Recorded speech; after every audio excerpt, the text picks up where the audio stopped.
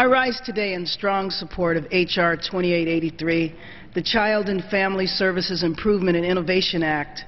As co-chair of the Bi-Partisan Congressional Caucus on foster care, I'm proud to stand with my colleagues on both sides of the aisle in support of this important legislation.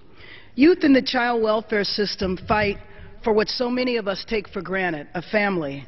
In California, my home state, the nation's largest foster care system, on any given year as many as 100,000 children can be placed in temporary out-of-home care. Foster parents and relatives are the frontline caregivers for children when their parents are unable to care for them. A pool of dedicated, loving foster parents is critical for our nation's foster youth as they wait to be reunited with their parents or achieve permanency with a relative caregiver or adoptive family. However, there is a significant shortage of foster parents.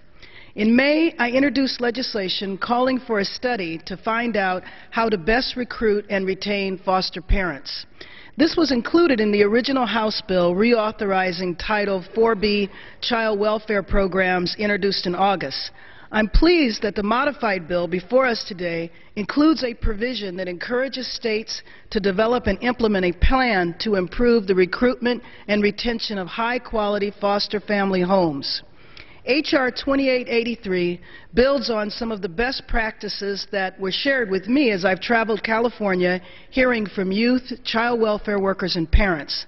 The bill also appropriately addresses challenges facing the child welfare system by requiring states to address emotional trauma in foster children and to adopt protocols for using and monitoring psychotropic medications. I'm very pleased with the comments of my colleague, Mr. McDermott, who talked about the use of psychotropics, and I would just add that in too many cases, children are prescribed multiple medications, and in talking with a number of youth up and down the state of California, one of the things that many youth said to me was, "Can you please help me get off the medication?"